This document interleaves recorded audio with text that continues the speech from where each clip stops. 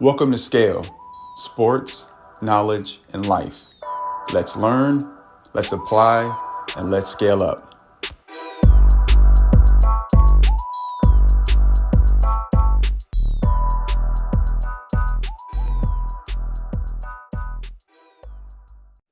Welcome to SKaL, Sports, Knowledge, and Life. Today we're shooting episode 7 with my special guest, James Childress III. Welcome to SKaL, bro. Thank you, man. I appreciate the opportunity. It's gonna be a good day.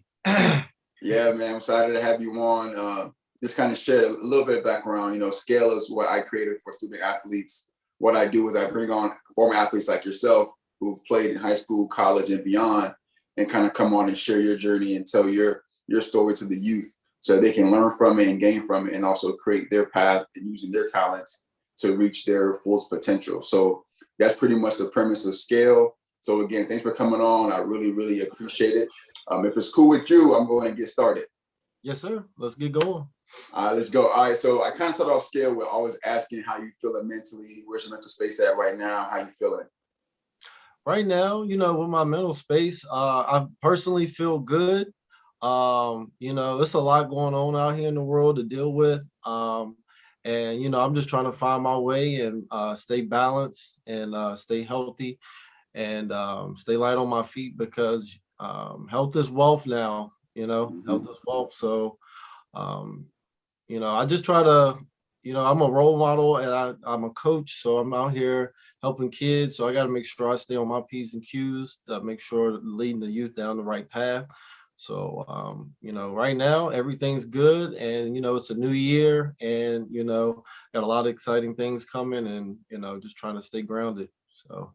I love it, man. I love all what you're doing, man. Thank you for you pouring back into the community. You know what I'm saying? And like you said, starting off as a role model and trying to give back so they can watch you and see how you move so they can move in the right manner. So definitely hats off to you and kudos and happy to hear that you're in a good space. You're right. We're in a new year, 2022.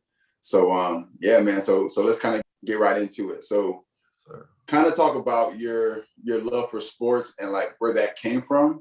And then how many sports did you started playing like as a young kid, like as a toddler, infant, kid, child? Okay. So for me, I've always, to be honest with you, I've only played basketball. Okay. I come from a basketball family. Started with my dad.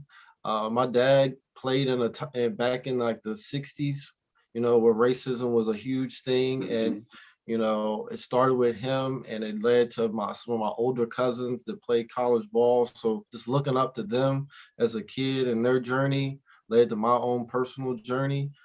We got the neighborhood I grew up in Roanoke or Vinton, Virginia. We got 2 basketball courts, so it kind of leads into my yard, and so the basketball court's like literally right there. So that's kind of, as a kid, that's where we stayed. It was safe. It's a family neighborhood. So one of the things for me is having people around you that look like you that are on the same path. All of us, all my friends that I'm still friends with to this day, we grew up together playing sports, fighting each other, just being kids, Yeah. So for me with basketball, it started off at 7 years old. My sister was dating a assistant coach at Virginia Military Institute, VMI. And these guys, Raymond and Damon, they're kind of my mentors all the way from 7 years old all the way up to now. I went to their basketball camp for 6 years, 7 years old to 13. We kind of lived like the military life in the barracks and stuff like that, and just learning discipline, and get my basketball skills up that way. So that's kind of how my journey started. And with those guys, Raymond and Damon, they real been influential in my journey as a kid and into today. Oh wow. So Wow. yeah, they have, like, when they were at that at Virginia Military Institute, they were assistant coaches, and then they started their own thing, which was called Twin Hoops Basketball Camp, which is very locally known here in Roanoke, Virginia. And, I've worked at camp for 6, 7 years. I attended it as a kid. And, I met all my friends and everybody I played against. That's here locally. That's where everybody really gets started, in my area. Right, right. Those are some of the run-up legends in this area. And it's great to learn from guys like that. Great role models. And I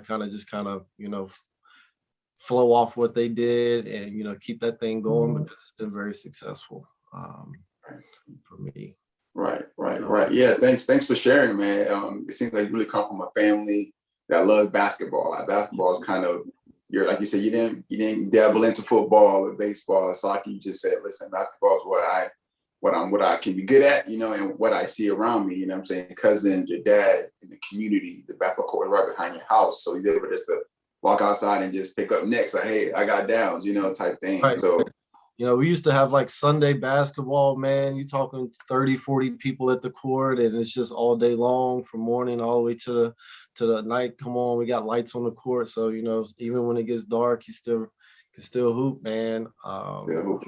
It's a lot of stories and a lot of battles. That's how, just growing up, learning your toughness. I'm not the biggest kid. I was a skinny kid, so being able to get that toughness on the outdoor court really helped. At the next level. Right. All right, so it sounded like basketball was what you played. So kind of talk about your journey of playing basketball. You mentioned that you went to that camp, for about 6 years, from like 6 to like 13 or so, or 7 to like 13. Yeah. So talk about. Yeah, go ahead.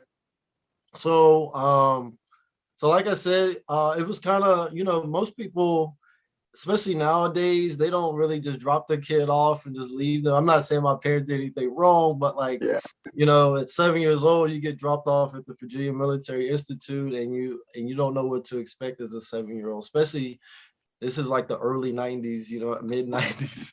And, I learned everything, especially with discipline and focus, because that's a military type of thing, and just getting all the skill work. I mean, it wasn't a day camp; it was a week-long thing, and I think it was twice a summer. For a whole week, you're just working on skills. Get to be around other kids, and truly just get the focus on basketball and being a kid. You don't have to worry about your parents looking over you, or maybe you getting in trouble for this, or parents stay on you. So, but you getting that freedom early and being able to, just be a kid and just learn from other people was a huge thing for me. Right. And, being away from home. I mean, the place is Lexington, Virginia. It's about an hour, 15 hour, 20 minutes up the road from where I'm from. So being away, and I didn't go to the camp with my friends and stuff like that. So it was always meeting new people. So like right now, I'm still the person that likes to meet new people. So those things build, you don't know it until you grow up. Like those things stick with you, always being able to meet new people, go different places, and just, be able to open up to people, which is a huge thing for mental health too. Being able to be open-minded and, and embrace other people and other cultures and stuff like that. So it's been a huge influence on me, and I notice it more now that I'm older than, being in it as a younger kid. The Twin Hoops camp that I mentioned earlier, the local camp, it's a great thing. It's a lot of all the Roanoke, Virginia legends always come back and help and work. And just to be able to learn from those guys, it's something that you need to go through coming from this area. Right. And there was another week-long camp, but it was local. So, but being around hundreds of kids, I kind of learn your competitive spirit, like getting out there, and competing. You had the one-on-one tournaments and your 3-on-3 and your 5-on-5. Like you really learn how to play at an early age, and to learn from some of the best talent that came before you. Huge. So playing at that camp, you said you went to, there was a local one that was a week long. You went to the one that was an hour and a half away. Now going to these camps, did that kind of help like steer you in what high school you wanted to go to in Roanoke, or was there only one high school that it's like no choice, or was it like only two high schools, or like what was your like thinking going to these camps, meeting different people, meeting mentors and coaches and trainers, and like, hey, you should go to this high school because you can go and start as a freshman and on varsity, or go to this high school, or how was that like decision, and what was that journey leading up into high school? So leading up to the high school, really, there's only one school to go to in my area. Okay. Now I'm a county kid, as they say. So I went to Williamsburg High School, the same school that my dad went to, and like everybody else in my family, all my older cousins, we all went to the same high school. We were all successful, and we really built a family name at that one school. And it started with my dad. I mean, the guy with no 3-point line averaged 30 points a game, 16 boards, back in the 60s. Dang, no 3-point line. Oh my No God. 3-point line. And everything just kind of built up from there. So the school, it was, I would say, I already always knew I was going to go there, and I just wanted to be able to put my staple in there, because I've already seen what my family members did, and I wanted to make sure that I did something too that people could remember as well. Right. Was that pressure though? Was that pressure, like knowing your All dad types put of up pressure, numbers? man. I mean, I want to talk about the pressure to be successful. It is challenging when people have expectations for you, as a young adult. uh, you have to mentally prepare yourself every day, and you have to make sure you eat properly, get sleep, things like that. Like all that stuff is important when you got to perform. Mhm. Right. Like, if not to say that, I mean, I could have done anything I wanted to do in life, but like basketball is the thing that I chose. So I had to make sure that, that I did the right things to get to where I wanted to go. Right. So I played in middle school, 7th and 8th grade year. I could have played like a junior varsity as an 8th grader, but I chose to go where I always tell kids, go where you can get the most playing time. Mm-hmm. So you can get that experience, especially coming up as a kid. Mm-hmm. It's no point of sitting on the bench just to say you were on the varsity as a freshman. Right. That's kind of Right. my idea. Like, go where you can get all that playing time, get that experience, and then when you get to the highest level, you know what to do. Right. Right. Right. Right. I concur with that. Listen, I can attest, firsthand with that. But yeah. So Yeah. so get into your high school. So you played 7th, 8th grade, could have got you junior high, but you chose to stay to get more playing time, get that experience, get that exposure. When you got to high school, freshman year, did you play JV? I'm not sure if I also played had 1 year JV. JV my 9th grade year. I played 1 Mhm. year, and we were really successful. And I think it builded me up to where I needed to be, because when I got to varsity my sophomore year, I started. So some guys that I was right there neck and neck with in middle school, staying in middle school and playing instead of sitting on the bench, potentially, you can work hard to get there, but when you got older kids that are, got more experience, you sometimes got to take a back seat. And that just comes a part of the journey. I don't like to run away from, a challenge or anything like that. So once I got the varsity level on a sophomore, I mean, I was ready, ready to go. I got to start. I played with some older guys that were only there for one more year. Mm-hmm. I made it's called the Roanoke Tomsland Sizzling Sophomore Team, averaging like 11 Nice. points a game. So, I think my path and the way I did it was the best way to go. Right. Right. We did have travel, like things are different now. Like back in the day, like we played travel basketball, but it's not as intense as it is now. There's a Uh-huh. lot of people playing, they got different circuits and stuff like that. You kind of just played AAU, and when you went to a tournament, you just expect to play the best competition. Like there was no Right. levels to the competition. Like when you get there, you're going to play the Blue Williams of Virginia, you're going to play the Mm-hmm. Greensboro Gators, the Durham Heats, and like you're just going to play the top teams. Right. Right. Right. Right. So Right. doing that, my dad didn't shy away. He would put us in a tournament, knowing that we had to play Team Adidas. You know what I mean? With some local kids when they got guys from all over the world playing on their team. Mm-hmm. You know, that stuff like that. When you get back to your high schools, you're not afraid of nothing. You're prepared for everything. Yeah. So getting thrown into the fire is a great thing. Right. Throw you into the ocean and just learn how to swim, huh? You know what I'm Right. saying? Like that's how you start to learn. But just kind of talk a little bit about, being a student athlete at the high school, like your academics along with your athletics. Like how was that? How were you able to balance that? And did you have any challenges academically, or were you spending too much time, working on your craft as a basketball player versus, trying to balance both? For me though, I didn't have that many challenges with the education part of it because my dad made sure I stayed focused. You know, Mm-hmm. there was no playing around when it comes to your grades and stuff like that. Focus is a real, like, if you can master focus and eliminate distractions, which I mean your parents can help you with that or they cannot help you with that, but eliminate distractions and just staying focused was a good thing that I had from my family background. I knew what I had to do to be able to stay on the court.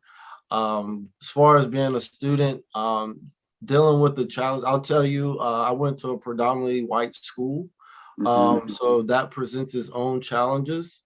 Mm-hmm. Um, but having your going to school with the same guys I live in the same neighborhood with that look like you was very beneficial. We kind of stuck together, and we helped each other. And so I didn't, like I said, I didn't have that many challenges as a student. I would like to consider myself a pretty smart guy. Um, Mm-hmm. Finding the balance to make sure you get your work done, make sure you participate in class, just doing those things and being respectful to people is some of the, having your manners and different things like that. One thing I want to say is, like, you never know who's watching. Right. No, you never know, like, who that person is. It could walk in a room or walking down a hallway. So you just got to make sure you stay on your P's and Q's. Right. Make sure you're getting your work turned in, and then going out and do what you have to do when the lights come on with the basketball. Mm-hmm. It wasn't trying to find a balance wasn't that bad, but it can Mm-hmm. be challenging for others. So Right. I understand that, especially being a coach now and helping kids. Like, I think one thing that helped me is not growing up in the social media world. Like, there was no social media when I was in high school. So it was a whole lot easier and less challenging as it is today. I have to give some of the kids, the benefit of the doubt nowadays because there's so many other things that can grasp your attention. Mm-hmm. I mean, so that's kind of like, if I don't know how things would be growing up in today's time where you always, Mm-hmm. I didn't even have a cell phone, you just kind of just went to school, you got your work done, and you play ball. Play Um, ball, right. yeah, so And and you mentioned one key thing as well, like having your dad there. You know what I'm saying? Like, hey son, stay grounded. Hey son, get your books done. You know what I'm saying? Like putting you in different camps and making y'all play top teams. So he not took care of, he didn't stay in the right direction only academically, but also in the sport. Also, he's a former athlete, so he right, knew what it took. Like he played in high school, average great numbers. Probably went on to play, at the higher level. So he knew what it took. So he's like, all right, I have the blueprint, or at least know what I did and I've seen from right, my mistakes. So now let's, give it to you and you kind of take it. So, and it seemed like you followed, what I'm saying? You listen to your parents and, they guided you in the right direction. So right, you're able to find that success and find where you will find happiness and joy. Cause you say you love basketball, like you want to make sure that you gave it your all, every game, every play. But if you want to comment on that, you can, but also want to kind of go into a little bit about talking about AAU ball because you talked about that. So one, does your like community or your neighborhood or your city have like one AAU team, or was there one that you guys had this from like the local players, and then like did that give you like a lot of exposure playing ABC, in the ABCD camp, or right. maybe going to Vegas, or just playing elsewhere besides locally? So for me, so in our area back in my day, we had the Roanoke Hawks. which was the top tier team in the area. And then pretty much it was anybody that didn't play for them was pretty much on our team. There wasn't a bunch of teams. Right now, in today's time, there's a ton of organizations and there's a ton of different skill levels you can play at with travel basketball. But like back then, it was just AAU.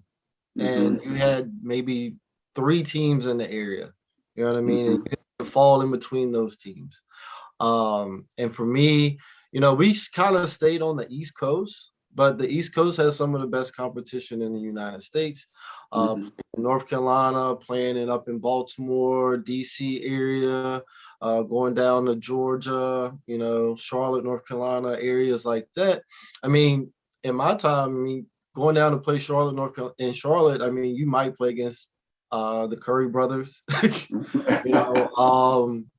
and so DC area as well. A lot of top tier competition there. And so I being in Virginia and where I'm from, you kind of were 4 or 5 hours away from some of the best competition out there. And, like I said, Boo Williams, one of the biggest organizations out there. They're only 4 hours up the road. Every tournament that you played in, teams from Richmond, Virginia, and stuff like that. I mean, you didn't have to go far to find some of the best competition. And also, Virginia Tech being close by, 45 minutes away. I always went to their individual camps. In my high school, we went to their team camps. So we got to play in those facilities. I actually had an opportunity at one of the individual camps to play against Virginia Tech's team at the time. Oh, wow. Yeah, they chose like the top 12 guys from the camp to play like in a scrimmage against their team. They got to play on the Tech's court. You just can't get those experiences back. Being able to go up as a high school player, being able to play against college D1 players, I mean, that raises your level when you go back and play against, your regular competition.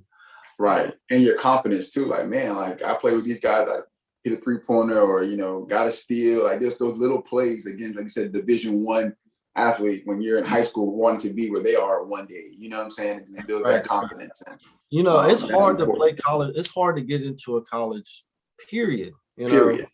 It doesn't matter what level it is. And I try to make people understand that, like, I think the statistics around like 7% of high school athletes play in college at any level. Yeah. So you have to separate yourself, and you have to, like I said, I'm going back to focus and dedication is the key, because if you have to, everybody's good somewhere in their area. So you have to do those little things to separate yourself to get seen. Right. You definitely got to have the confidence. If you don't have the confidence, you can shoot. You can be the best shooter in the world, but if you don't shoot it, nobody's going to know. Right. Exactly. Like, you be the best rebounder, but if you're afraid to go in the paint, then nobody knows. So. Right. So while you was in high school, did you work? Did you have like jobs like throughout, the season or in the summer? And if you did work, what was that balance like? Balancing out work, trying to make a little money on the side. You got school that you can't let your grades drop, and you got basketball that's still like your bread and butter. So I'm glad you brought that up. So I did work. I worked a lot as a kid, especially. I did. I actually had a job for 2 years at TJ Maxx working retail. The end of my sophomore year, all the way up until like halfway through my senior year, I worked at TJ Maxx. I worked for Roanoke County Parks and Rec. That was a real easy job because I would get out of basketball practice and then go up to our middle school and do the books and do the clock for the for rec basketball games. And I also cut grass during the summer. I had like about 10 or 12 yards, cutting people's grass in the neighborhood. And, where I grew up, my dad had a wood stove. And so we always had to get wood during the summer. So I was always chopping wood, splitting wood, stacking it. There wasn't a lot of room for a whole lot of fun. School basketball, and that was fine with me. because it builds work ethic. Mm-hmm. So yeah, so having a job was nothing, man. Like it was just a part of the process. Have a little bit of money so I could get my own shoes. Right. My dad ain't on up to date in the gear back in the day. I wanted what I wanted. So, working at TJ Maxx, you get those polos and different things like that. Mm-hmm. The kids like. So, Right, right. Yeah, no, I feel you with that. And you said something that I kind of want to touch on as well too. You mentioned like because you were so busy working, chopping wood, working at TJ Maxx, going to school, playing ball, like you really didn't have time for like fun. But I'm sure you still have because I tell young athletes as well or student athletes like it's important to have balance. Like it's okay to go to the movies, you go to the mall with your friends, or go skating or to like a party, but you have to have the discipline to know when is it appropriate to indulge in that fun or like, let me scale back and work on my report that's due on Monday, or if I have a big game coming up and go work on my free throws or work on my swimming laps or, my whatever yeah. sport you're playing, like to work on it. So if you can touch about that, about still Yeah, having fun. to me, the fun was the hooping because all my friends, we all lived in the same neighborhood, going in the park. Like we did a lot of things just in the park. It might have not always been sports related, but like you didn't have to leave the neighborhood to go have fun. You know what I mean? Mm-hmm. Yeah, we partied a little bit. Everybody does a little bit, but it's about the balance. So like I said, we didn't have to leave the neighborhood to Yeah. have fun.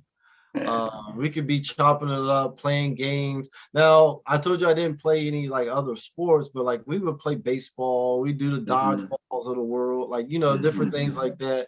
A little kickball. But I mean, I just try to stay focused. Because another thing I try to tell kids is just a little bit of focus and a little bit of time, 2 or 3 years, you can change your whole life.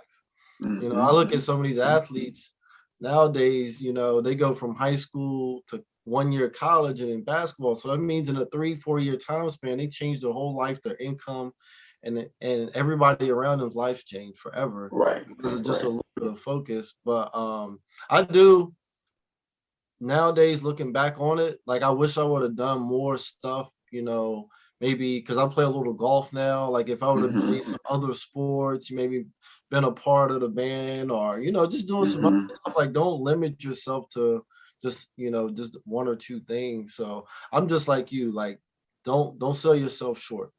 Right. Right. And doing other things and you can meet different people and you can also, you know, building connections is huge in life, and you got to be able to be well versed in multiple things than just one thing. You don't want to seem like a jock, like Right. you're just a sports head. You can't Right. talk about anything else. Right. You have to do other things to be able to have those type of experiences. So Right, right. Well said, well said, well stated. So now I kind of want to get to the nuts and bolts. So like being in high school, you already knew like, okay, I got the skills, I have the talents and the grades to go play ball at the next level. So what are some of the things that you did, like, or some tip that you would give to another young athlete that's playing now in high school or middle school? What are some of the tips you did to get recruited and to kind of get that scholarship to play at the next level? okay. So one of the things that I mentioned earlier is people, you don't know who's watching. Right. So one of the things I would say is be the same person when everybody's looking and when they're not looking. Mm-hmm. You know what I mean? So you can be the greatest person on earth when everybody's watching you, but you still got to be that same person when nobody's watching you because you just don't know. And you Right. don't know who can help you. Right. So, and for me, was just keeping a basketball in my hand and watching basketball. I like to tell kids all the time, you have to watch ball. Now, back in our day, we used to have like the N1 mixtapes, we had the N1 mixtapes, man. We put those things in the VCR. Yeah. We watch those things for hours, and then we try to go out there and kind of duplicate what we could. I remember I always tell kids another, like I used to watch Paul Pierce a lot. And he used to have like a little side step back move, man, that he used to do like on the baseline. And I was like, man, I spent hours on the basketball court trying to do that move, until I perfected. You know, I grew up just a little bit younger than JJ Redick. He's from this area. You know, I got to see him play in high school, and you know, watching him go to one of his games and watch him shoot. You know, working on that follow through. So always going to watch other basketball players play is a huge thing. So you can pick up on any little small thing and just focus on the person that plays your position. Right. Um, and you know, for me, like I've been saying, focus.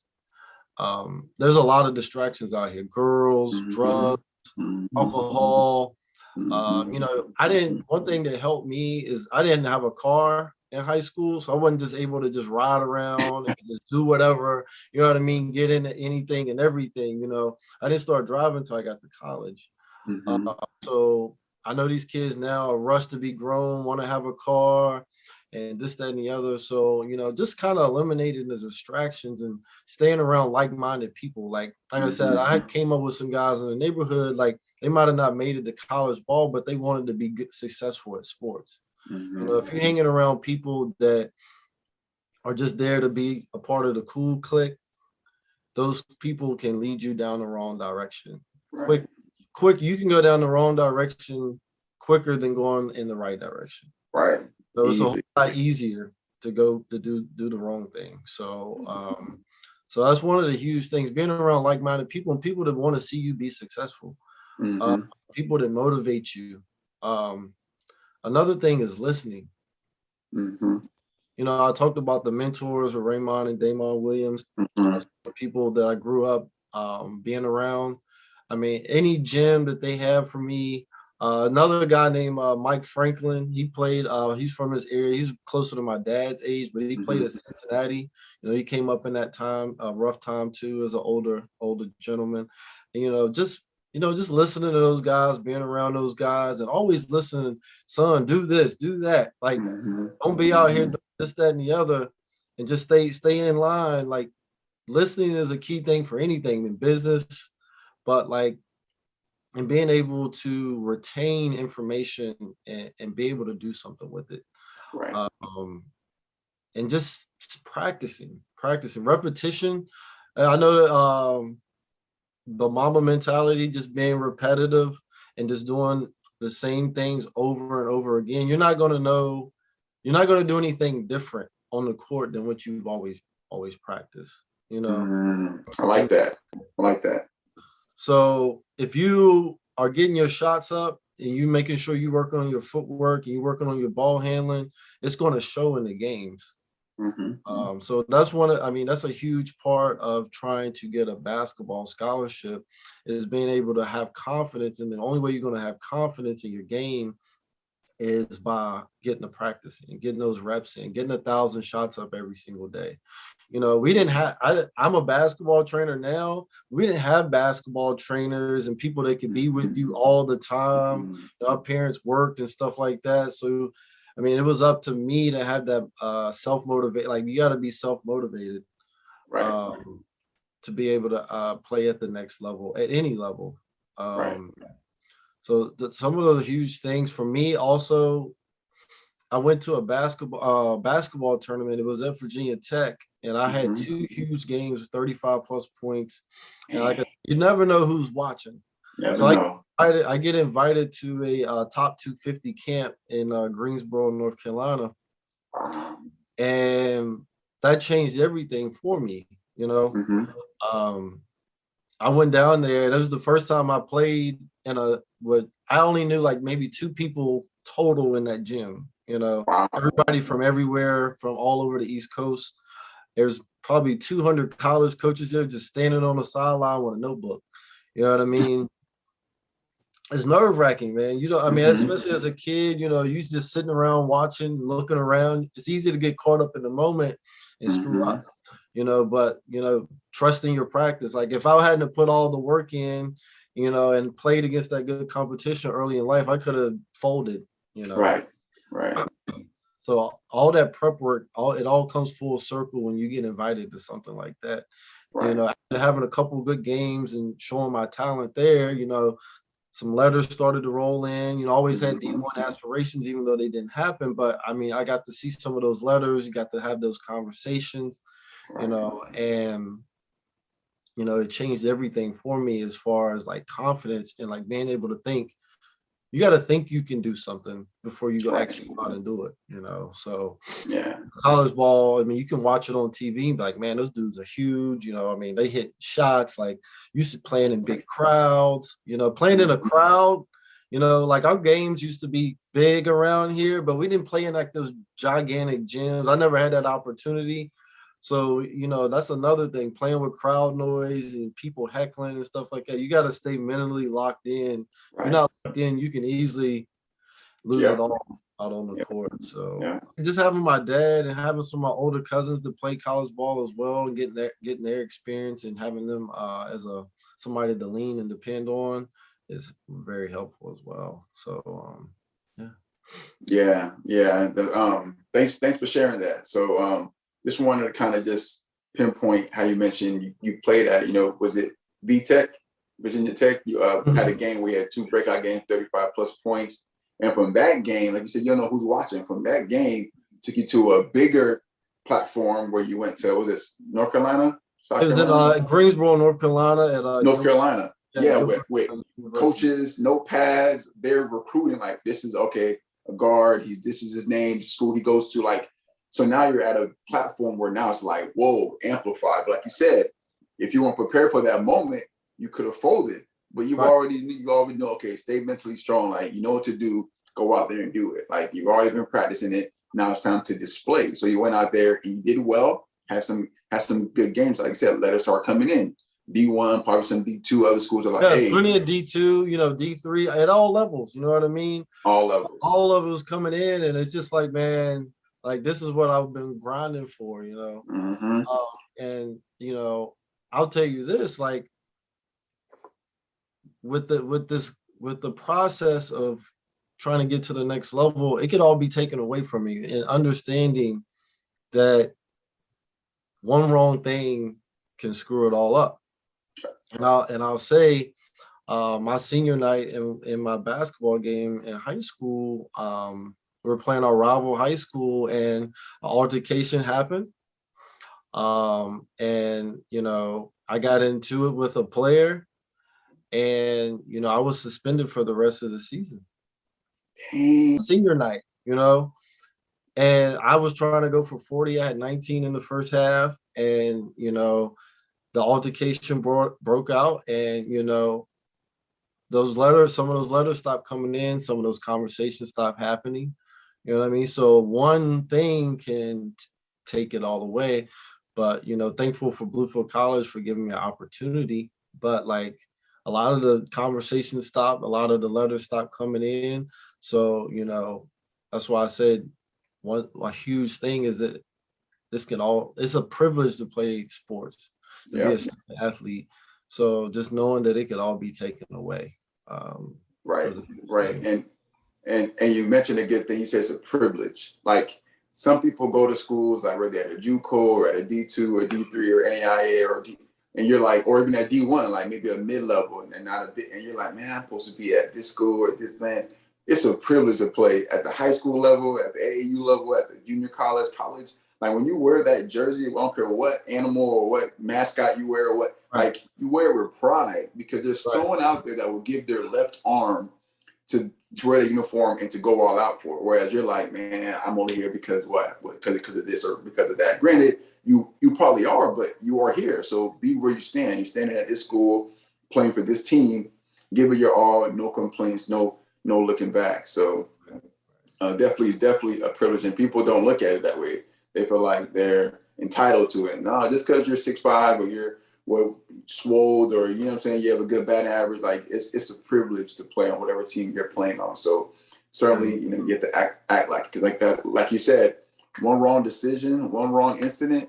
Like, your story reminded me a little bit of, I don't know if you know about a story about Kevin Garnett when he was playing. I think he was 6'10". I forgot what he was from. I don't know if he was. I forgot where he was from. Like Sumter, South Carolina, because I when I lived in Charlotte, I met somebody that knew of KG when he was younger. Yeah, so I read his story. It's similar. Like, I think it was something happened on, I don't know if it was on campus or at school, like a fight. And of course, him being 6'10", 6'11", he stands out.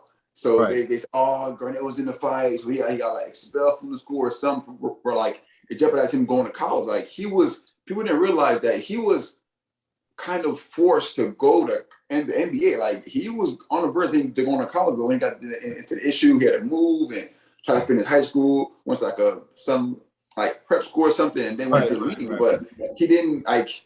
Thank God. I mean, he was my favorite player. Like KG was my guy. I mean, he still is my guy. He retired. I love his energy. So like I read about his story, and I'm like, what? So he didn't really like want it. He was like almost forced to, and thank God it worked out. He got his ring with the Boston Celtics, and you know what I'm saying? But it reminded me of your story, how you were saying, granted, you were in the, I mean, like you got into the altercation. It was like a mix up, but wrong decision. You went from 19 points in the first half to now not playing the rest of the season. And coaches are like, man, is he going to be a trouble, an issue at our college, bringing him on? Coaches start to think about that. I mean, his grades are okay, but he got in a fight at the game. Like, why would he, you know what I'm saying? So coaches start to contemplate, like, do we want to take this kid on and deal with that? You know what I'm saying? So kind of talk about how Bluefield College came about, and you know how did that still? I mean, or if you had other schools on the table and you chose Bluefield, or was Bluefield the only one that was like, hey, we want to bring you on and we'll take a chance with you and we'll see how it plays out? So for me, I did have some other schools looking at me still, but when I went to go visit those schools, I kind of based my, being when I was in high school, I was the best player and it was always pressure. Like if I didn't perform, it was going to be hard to win. So when I went to other schools to visit, if they said that we're trying to build a program around you, I was kind of like already turned off. I was like, I kind of wanted to be like a part of the team, be a role guy, come in, do what I got to do. And so like, I wasn't really, it's, like I said, we talk about mental health as well with this. Like, it's a lot of pressure to try to have to always perform and always be at the top just, to have an opportunity to win a game. So when I went to Bluefield College and I saw like the type of guys that were already there, saw what Coach Gillespie and them had going, they were younger coaches, coming up. I think they were just not like really getting started in the coaching. I can relate more to them. I went up there for a visit. Actually, my dad went to Bluefield State. So he took me to Bluefield State. He took me to Bluefield College. And, I really fell in love with the smaller atmosphere. I like the fact that the coaches were younger. They could relate more. They can understand me more. Class size was a huge thing for me. And because I went to a bigger high school and I kind of wanted to downsize. Like, I always wanted to play ball, but I just, for me, I didn't really see myself going to an NBA or doing something like that. So I just want to do something that was comfortable and I could accomplish something and be a part of something great.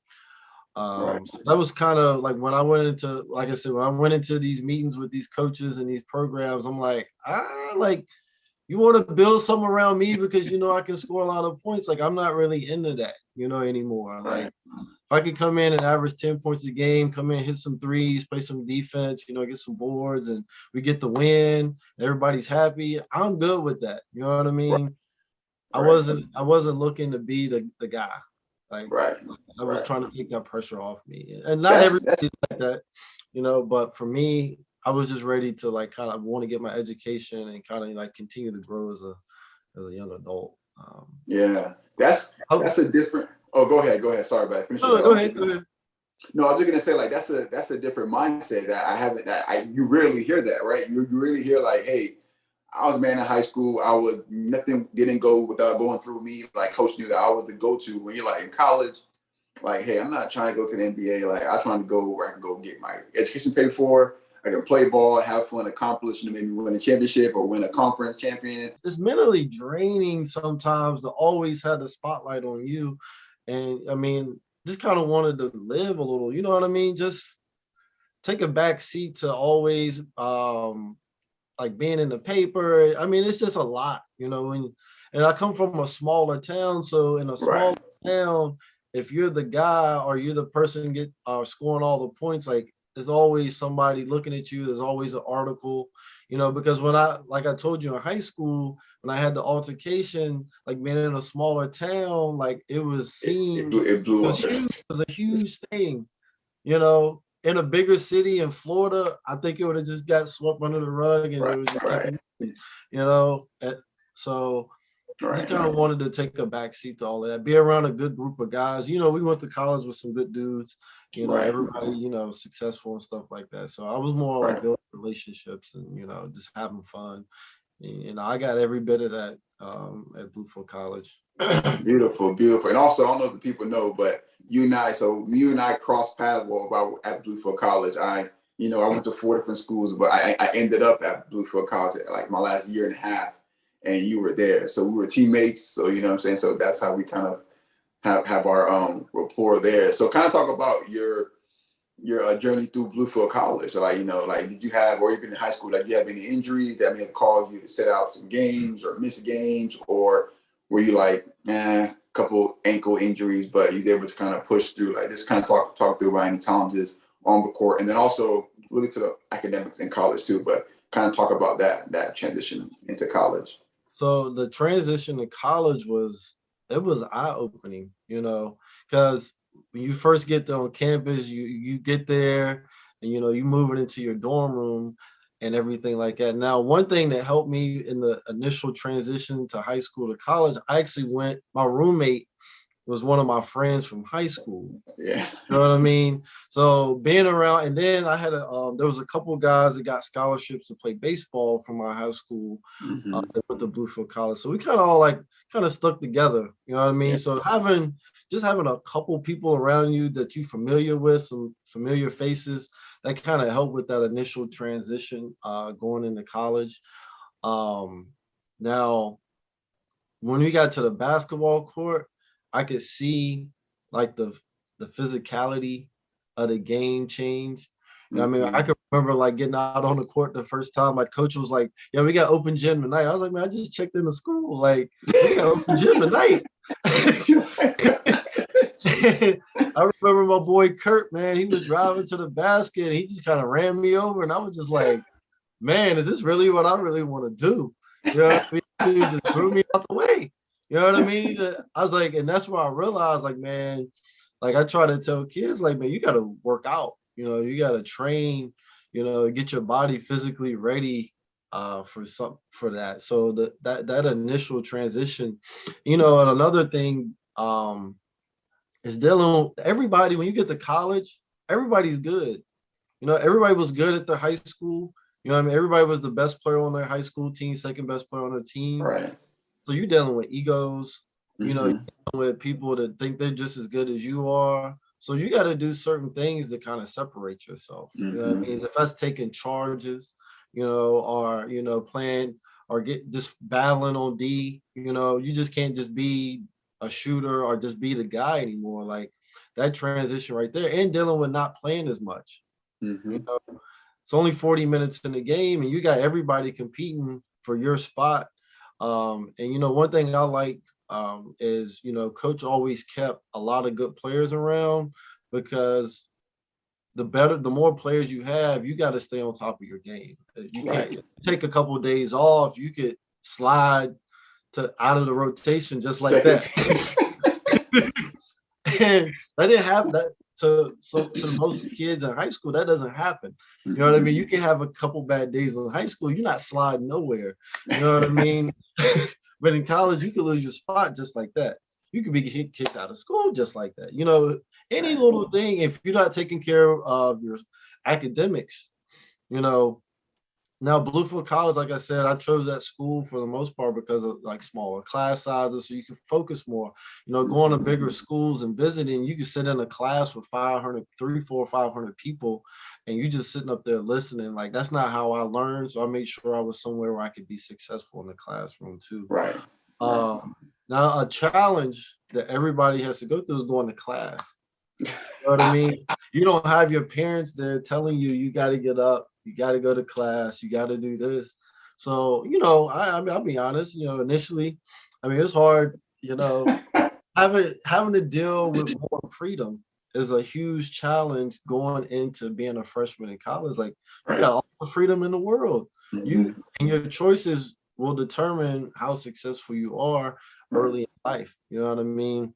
Right. So dealing with freedom and going to class, those things are huge. Like Right.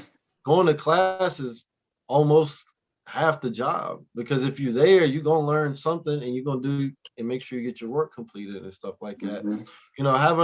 Having more of a schedule, because in high school you got your classes and then you got ball and then you go home, and whatever your parents got you doing is like your schedule. But like you kind of growing as into an adult, and dealing with more distractions. Right. Right. Because now you don't have somebody telling you got to be at home at 12 o'clock or being at home at 10, on the weekend or during the week and stuff like that. So I didn't have a job or anything like that in college. So, just dealing with those little small things like that is huge.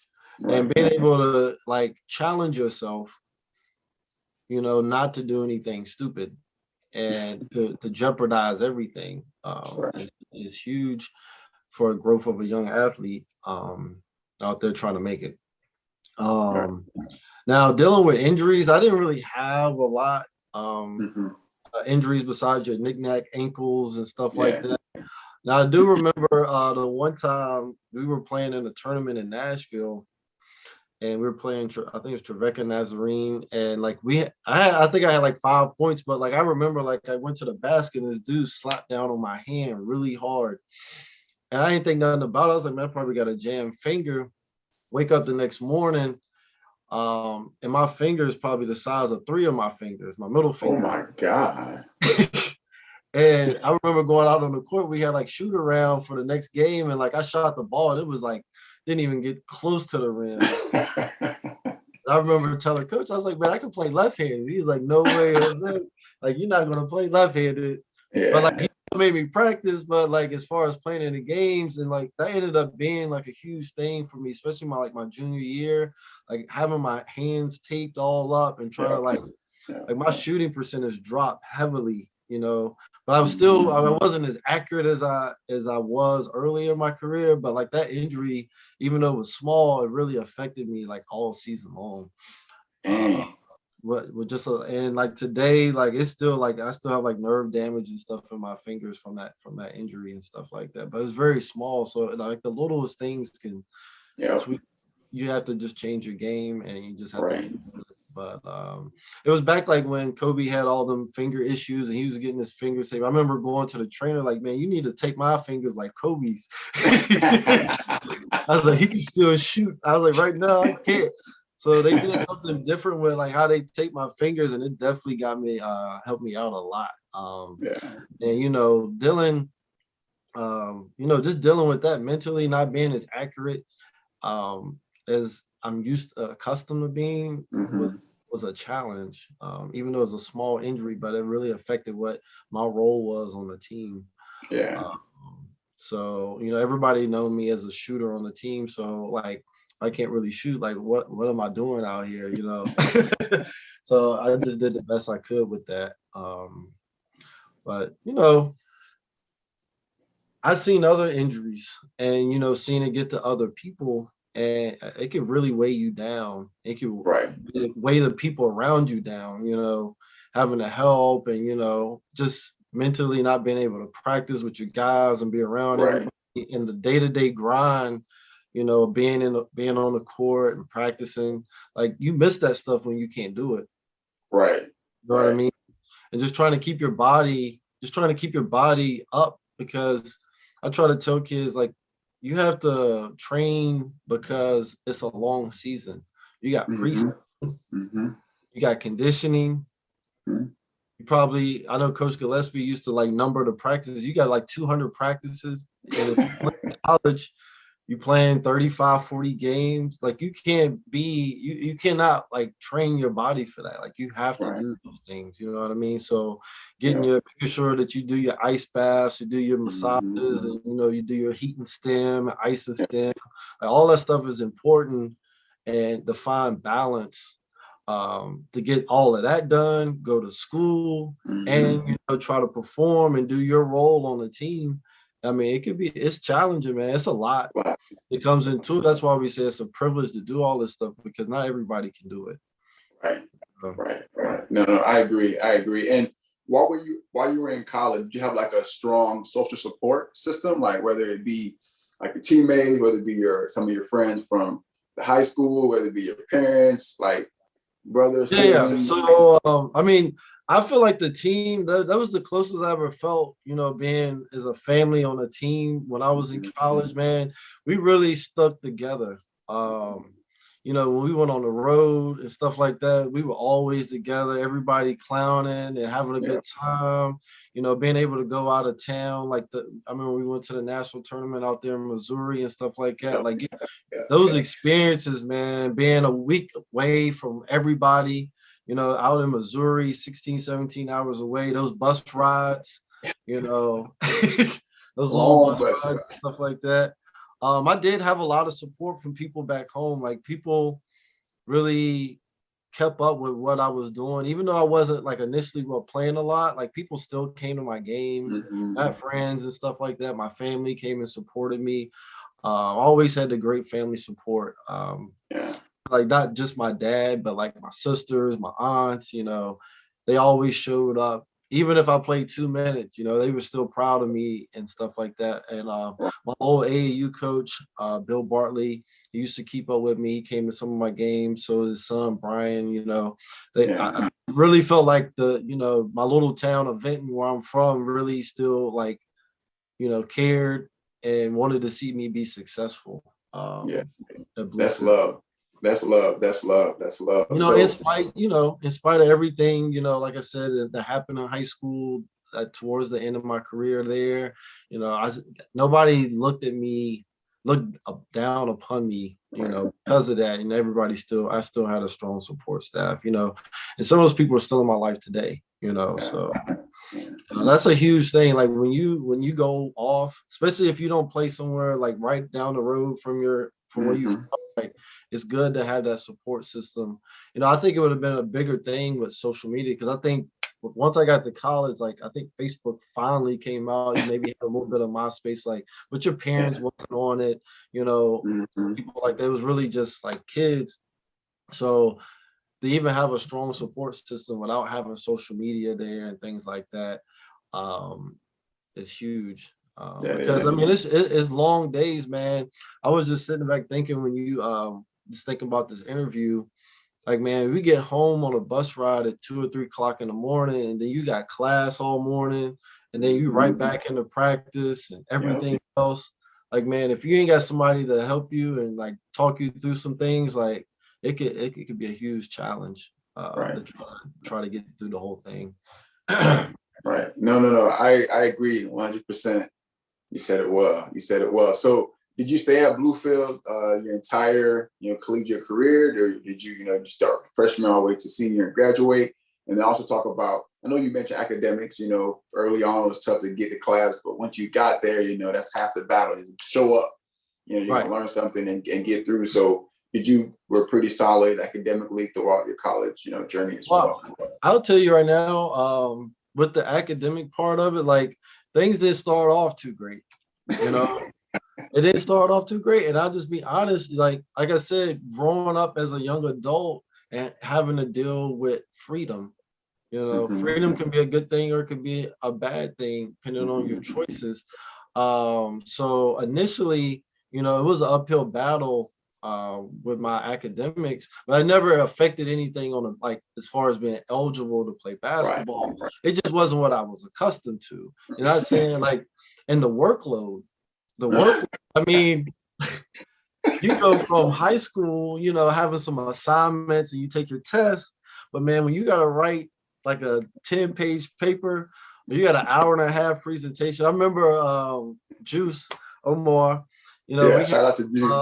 I remember we had to do this like an hour-long presentation, man. I think it was me, him, and Phil. I mean, we had like a semester to work on this thing, you know what I mean? And it's your grade, Right. That presentation is your grade.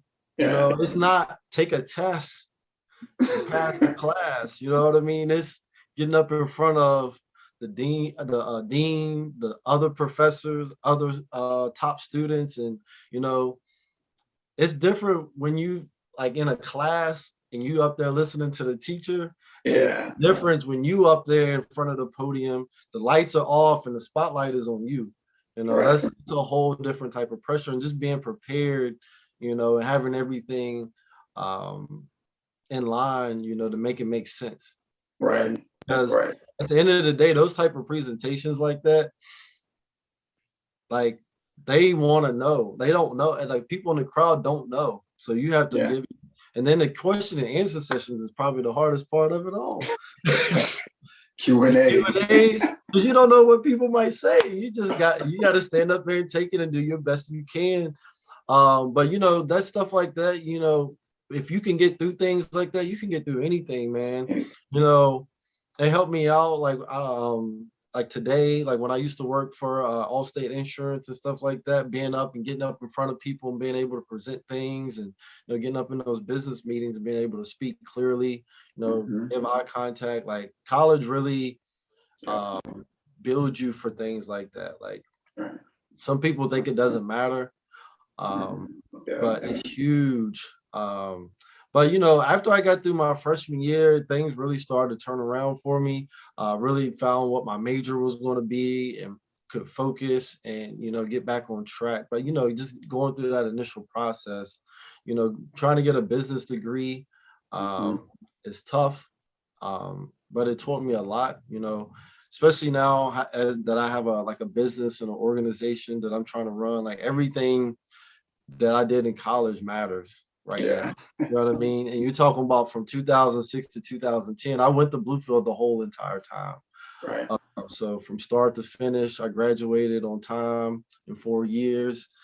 And, you know, it taught me a lot. I always tell people, if you can survive in that little town of Bluefield and go to college, like you can go anywhere and be successful. Right. You know, another element, you know, going to the school I went to is the weather. You know, imagine, you know, for people listening, like going to a gym 6 a.m. for practice and it's like -5 degrees outside. You know what I mean? I remember a couple of times I had like a car accident right before practice, sliding on black ice and stuff like that. You know, just dealing with that cold weather and still having to go to class, walk on campus. I mean, it makes you want to rethink everything you're doing right now. Do I really want to finish this out? Do I want to go somewhere else? You know what I mean? So being in West Virginia was different. Yeah. It taught us a lot. You know, all those mountains. You go to sleep. It's cold, right? And when it starts raining, you know, like you wake up to an all white city. Look out the window, all white. You're like, oh my God. Then And you you pray know, that school gets canceled, or delayed. You're online trying to see the Louisville college is going to be delayed or is it going to be canceled, so you can like sleep in. Man, it was crazy. Right. So, you know, for me, I think I went to school at the right time, you know, before social media, before video games was so cool. You know what I mean? You look at video games now, I mean, it almost looks real. You know what I mean? Right. Everybody's life revolves around social media. Like I got to experience everything before all of that really amped up to where it is right now. I could only imagine, you know, what YouTube could have done for me, or what, you know, Instagram could have done for me with recruiting and different things like that. Right. You gotta, nowadays kids got to be able to use that stuff in a positive instead of a negative. Right. Because when Absolutely. you go to college and when you're in high school and you're trying to do stuff, like you're a brand, just like Pepsi or anything like that. Like you're a brand, and like social media, you have to use social media to build your brand and not harm your brand. Right. Which is huge. Right. I agree. All right. So as we get to the tail end of the session, I got like a few more questions to kind of run at you. So the next one is kind of share one of your most embarrassing, you know, moments that you had, whether on the court, off the court, you know, the airball, free throw, or something crazy that you want to share about yourself and about your journey as a student athlete. So one of my embarrassing moments. I'll be honest. Yeah. I'll be for sure, man. I mean, this one's a little bit more personal. I mean, I know you know about it, but is when I got in trouble in college. It was very embarrassing moment to be able to have a run in with the police in college, Hmm. Yeah, yeah. uh, because that hurt the school, it hurt the Hmm. team, it hurt my family. Um, Hmm. it wasn't nothing serious, I didn't go to like, what I mean, I didn't have to do time or nothing like that, but Right, get in trouble and then get suspended from the for half the season, like that was an embarrassing moment for me. I had never like had to experience that, and being able not to be able to go to the gym, not to right. be able to be around my teammates, and that was the same year that, we got to go to Auburn. You get Yeah. I said I didn't get to make that trip to go down to Auburn and play them, and y'all boys played well, Hmm. and almost had an opportunity to win. Like not being a part of that really like made me rethink who I'm hanging out with, who I'm Right, around, and what am I really doing? You know what I right. mean? So for me, that was, I mean, it was an Yeah. embarrassing moment, but it also taught me a lot. You know what I Right. mean? I rather, who cares about an air ball? That happens to everybody. That was a moment where like I could go this way, or I can go that way. You know what I mean? Hmm. But I stayed focused during that time and really like did some soul searching, and I turned a negative into a positive.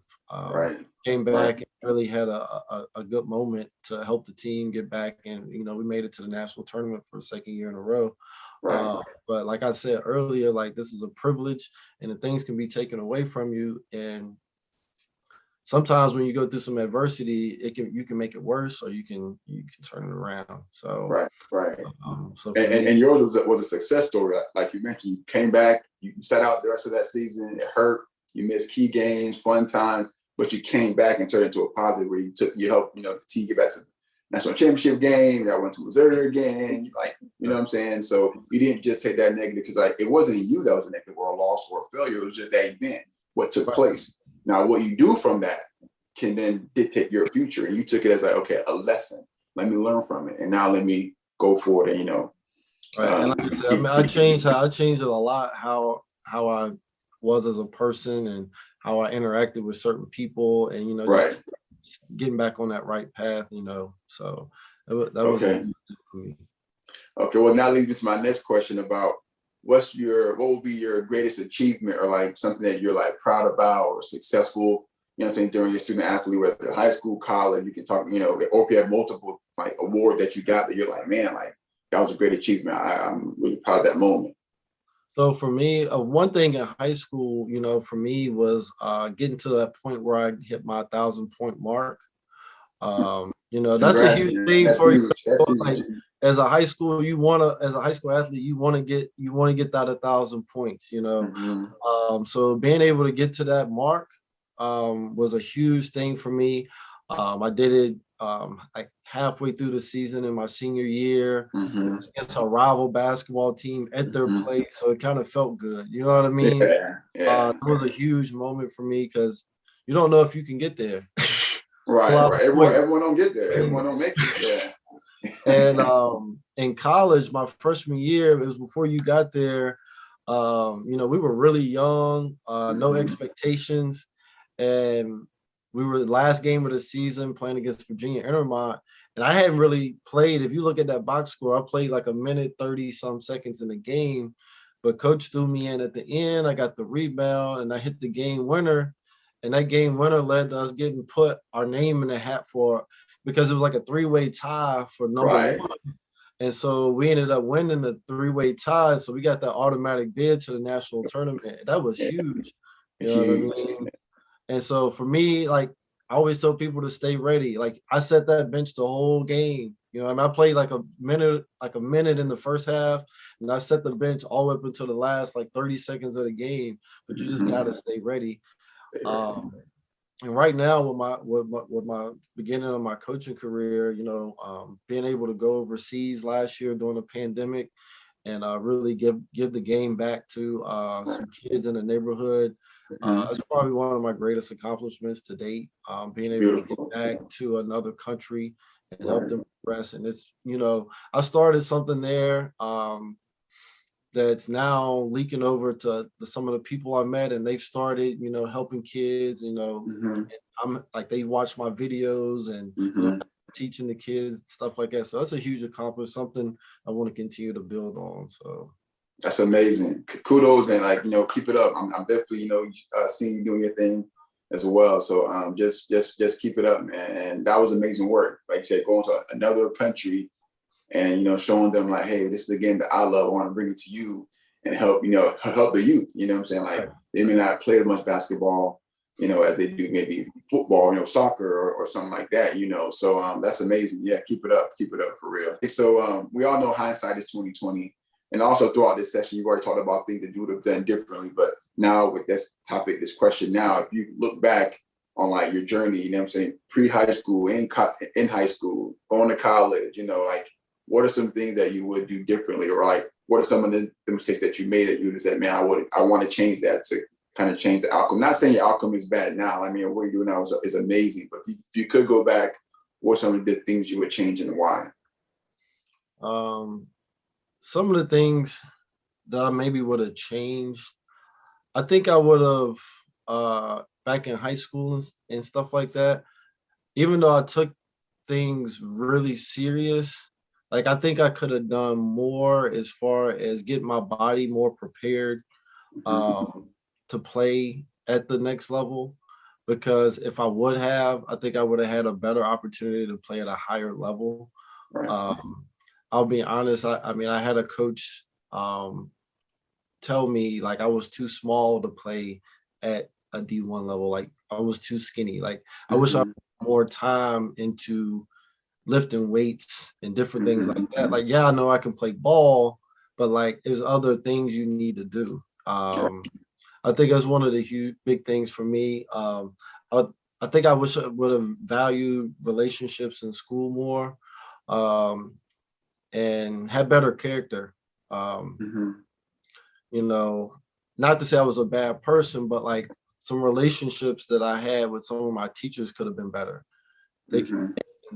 At the end of the day, I had an opportunity to go play at a school, but I needed like an English recommendation, and my English teacher, she wasn't that fond of me, So like when I went to her, like, hey, I need you to write something positive about me to get into this school, it was just like, I don't know. You know what I mean?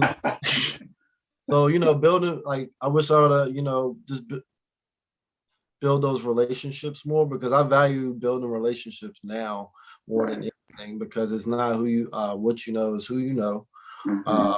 But as a kid, I wish I would have known more about building relationships, which is huge. It can lead you down a path that that you can live out your dreams. Who you know and who you come encounter with. Right. Now, I mean, that's the main thing for me, is a better character. Like I said, weight training would have been a huge thing, and just building those relationships. Beautiful. This leads me to the scale up moment of the session that I call scale up. So it's more so what kind of, and you're already giving a lot, like you're giving a lot of gems already, but if you can, sum it up or give a little bit more, what kind of gems or advice would you give to a young, middle school, high school, girl, boy, playing basketball, football, soccer, swimming, whatever sport? What kind of advice would you give them if they really want to make it to high school and play sports, or college and play sports, or to the next level, overseas, NBA, NFL, different leagues? What would you tell them right now if you can talk to them directly? One thing I would tell the youth right now is, don't just put yourself in a box to be good at one thing, because you want to be as well-rounded as possible. And you don't know what you can be good at unless you try it, So like I told you earlier, I only played one sport, but I feel like, with my height, I could have been a good baseball player if I would have put more into. I could have been a better football. I could have been a football wide receiver or something like that. But like I put myself in a box, as far as that goes. Not being afraid to be different. Is huge, because especially with social media and being trendy and stuff like that, like you want to keep up with what everybody else is doing, but don't be afraid to be different. Don't be afraid to try something that's positive. Just because, it's not something that the people around you are doing, don't be afraid of, or your family's not doing. Like, Right. just step outside and do something different. Also, I spoke on it earlier, realizing that you're a brand. Mhm. Right? Every day you wake up, every time, everything you do, you building your brand or you harming your brand, or building it up. So as a business guy and as a basketball coach, like I'm building my brand right now and I want to make sure that things continue to build. So look at yourself as that as well, as yourself as a business. And build your brand and make sure, and building relationships is huge. Right. Being nice to people, all right, Mhm. helping people that you don't know. Mhm. Um, because you don't know if like that little old lady that you helped take her groceries to the grocery store, she might, leave leave you some money in her will. You just don't know. Like anything can happen. Like I've heard of a lot of stories where like you only met somebody one time, but you had such an impact on them at that moment, like they will do anything for you, you Mhm. know. Mhm. So I would say just be nice to like anybody, just show respect, have Mhm. manners. Um, and when it comes to social media, make sure it's a positive and not a negative.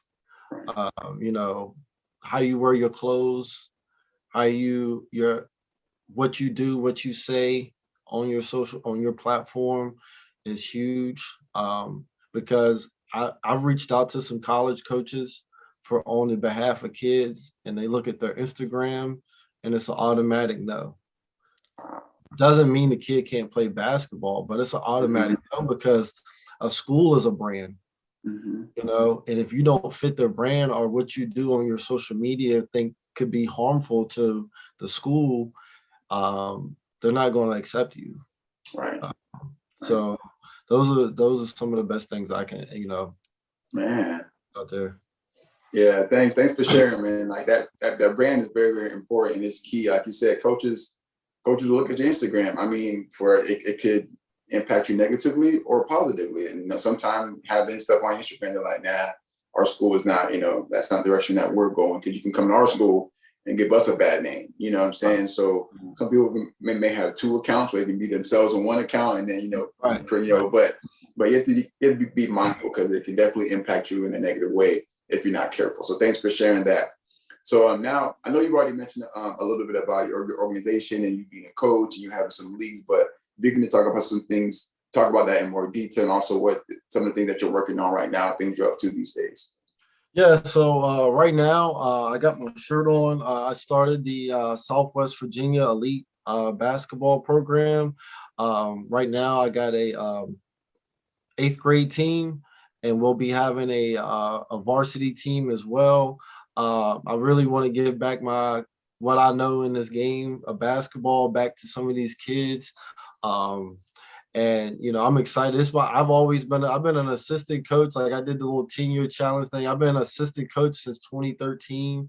Really Mm-hmm. finally stepping out there on my own and having my own team, and really getting into it in the gym with some of these kids. I started training kids one-on-one. I actually started back in college when I was at Bluefield with these two brothers and sisters, but now I've really taken it to another level. It started with one client and it's built up to a nice organization. I'm really impacting kids from the ages of 6 all the way up to 18 with my training. I even had, like I told you, an opportunity to go to another country and was able to help a nice community, the Palm Village community in Sosua, Dominican Republic, and help those kids get their career started there and, help them with their skills. That thing, it just kind of happened out of nowhere, but once I was in it, it gave me like a purpose to be there and really get those kids going. They still contact me to this day and asking for videos, and once I'm able to go back, kind of once pandemic and things kind of calm down, able to go back, I look forward to doing some more stuff down there. So that's Yeah. currently what I got going on. Still working on my investing, investing crypto. I want to get into real estate and stuff like that. Having multiple streams of income so I can I really want to be an expat and be able to travel the world and live in different places and experience different cultures. I got to be able to have more multiple streams of income to be able to do that. So um, that's what my main focus is for the next 3 or 4 years, and we see where it takes me. Nice, man. Nice, man. Hey, that's gonna be a beautiful journey, man. You're already writing it right now, and like you said, you started with one client. Now you got an organization. You got 2 teams. So thank you for your service, man. I really appreciate it. I love you giving back. It's amazing. Also knowing you as a young college kid. I was a young college kid too. We're in college together. You know what I'm saying? And we made mistakes. We did some crazy things or some dumb things, but we made it through, and now we're living our purpose. Like we're getting to that of living our purpose, but everyone don't get a chance to do that while they live. So definitely kudos to you, man, and definitely keep going. So the last part of the session is kind of open floor to you. Any thoughts you wanted to share, or any topics you wanted to discuss that we didn't get to touch on throughout the session, or any questions I didn't ask that you want to address. Open floor, or you'd be like, nope, I'm done. I said it all. We good. I mean, I've talked a lot. I said a lot, and I hope that this interview can help some younger kids through their journey and know that I'm not perfect. I'm not a perfect person, but I am striving to make sure that that these kids have the best learning opportunity to reach whatever their goals may be within sports. I got a lot of people helping me. I do. My cousin Donald Childress, he played college ball, and he's a business owner, and he's a good asset to have on my team. I have another friend of mine. Her name's Nikki Ratliff.